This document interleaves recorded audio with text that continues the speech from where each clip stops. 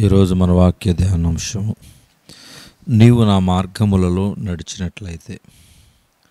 జకరియా గ్రంథం 3:4-5 సైన్యములకు అధిపతియగు యెహోవా సెలవిచ్చినదేమనగా, నా మార్గములో నడుచు నేను నీకు అప్పగించిన దానిని భద్రముగా గైకొనిన యెడల నీవు నా మందిరం మీద అధికారివై నా ఆవరణములను కాపాడువాడవగుదువు. మరియు ఇక్కడ నిలబడి వారికి కలిగినట్లు నా సన్నిధి నిలుచు భాగ్యము నీకెత్తును. దేవుడు చెప్పాడు, ప్రధాన యాజకుడైన యెహోషువ మలిన వస్త్రమును ధరించుకుని ఉన్నాడని వాటిని తీసి పారవేయవలనని, మరియు అతడు క్రొత్త వస్త్రముతో ధరింప చేయబడవలని చెప్పాడు. కానీ అది సరిపోదు. ఆయన జాగ్రత్తగా ఆయన మార్గములో నడవలను. అతడు మారు మనసు పొందిన తర్వాత బలపరచబడవలసిన విధానం ఏదనగా, దేవుని వాక్య ప్రకారము నడుచుకున్నటయే. దేవుని వాక్య ప్రకారము నీవు వేసే ప్రతి అడుగు నిన్ను బలపరుస్తుంది.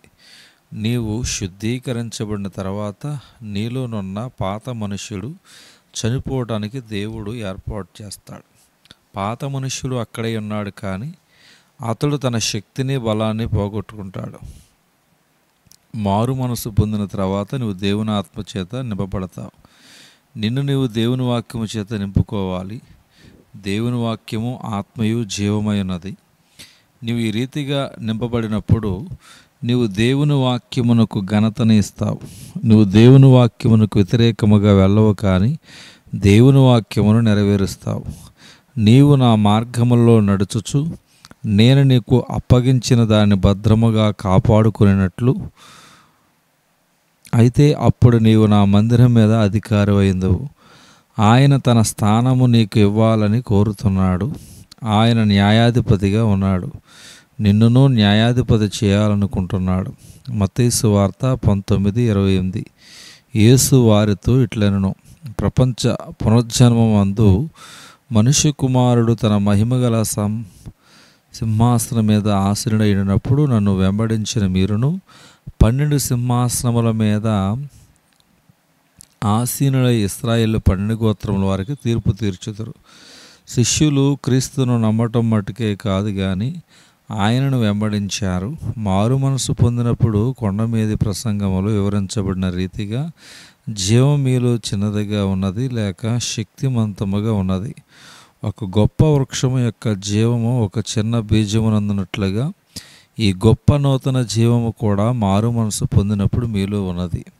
అనేక మంది మాతో కలిసి వాక్యమును బోధింపాలని ఆశిస్తారు. జాగ్రత్త, మీరు మిమ్మును గూర్చి ఘనముగా ఆలోచించాలి. అయోగ్యముగా బోధించాలని ప్రయత్నిస్తే చీకటి శక్తులు మిమ్మల్ని నలిపివేయును, తిరిగి పాపములోనికి మిమ్మల్ని నడిపిస్తాయి. మారు మనసు పొందినప్పుడు మీరు మేలైన దాన్ని అత్తుకొని కీడైన దాన్ని త్రోసివేయండి. దేవుని సేవలో శరీర సంబంధమైన ఉత్సాహము కలిగి ఉండటం సులువు, కానీ మీరు ఆత్మలో నడిచి ఆత్మలో మాట్లాడి ఆత్మలో జీవించాలి. మీ శరీరము పరిశుద్ధాత్మకు ఆలయముగా మారుతుంది. మారు మనసు పొందినప్పుడు దేవుడు మీలో తన ఆత్మను ప్రవహింపచేయడానికి కావలసిన మార్గము ఏర్పాటు చేస్తాడు. ఒక ఆనకట్ట కట్టబడినప్పుడు కాలువలు త్రవ్వబడతాయి. వాటి ద్వారా నీరు ప్రయోజనకరముగా ప్రవహిస్తాయి. కొంతమంది కాలువలు త్రవ్వుతారు, కానీ ఆనకట్ట కట్టబడలేదు. నూతన జీవం లేదు. ఆత్మలో జన్మించిన ప్రతివాడు ఆత్మను సమృద్ధిగా పొందుతాడు. దేవుడు నిన్ను పూచీదారునిగా చేస్తాడు. నువ్వు మనుషులకు తీర్పు తీరుస్తావు. 2 కొరింథీ 6:1. కాగా మేము ఆయన తోడి పనివారమై దేవుని కృపను వ్యర్థము చేసుకునవద్దని మిమ్మల్ని వేడుకొనుచున్నాను. నువ్వు దేవుని నుండి వేరైన వ్యక్తివి కాదు. దేవుని ఆత్మ నీలో ఉన్నప్పుడు ఆయన మార్గంలో నడుచుచు సులువుగా ఉంటుంది. నీవు ఆయనతో పాటు పరిపాలిస్తావు. నువ్వు దీనుడుగా ఉండి ఇతరులను తీర్పు తీర్చు దానికన్నా కఠినముగా తీర్పు తీర్చుకుంటావు. నీ యవ్వన దినముల నుండి నీవు ఆయన సేవను పట్టుకొని ఉండుట ఎంత ఆధిక్యత! నువ్వు దేవునితో ఏకముగా ఉన్నావు గనక నీ కోర్కెలు నెరవేర్చబడతాయి. నీ ఆశలు పరలోకములో గట్టిగా మ్రోగుతూ ఉన్నాయి. నీ కోర్కెలు నెరవేర్చడానికి దేవదూతలు పరిగెడుతూ ఉంటారు. నూతన జీవితములోనికి ప్రవేశించు. అప్పుడు నీవు సేవకుడు మట్టు కాక ఆయన వాగ్దానము గూర్చి పూర్తిగా నెరవేర్చు కుమారుడివై ఉంటావు. దేవుడు కొద్ది మాటలు దేవుడు దీవించునుగాక. ఆమేన్.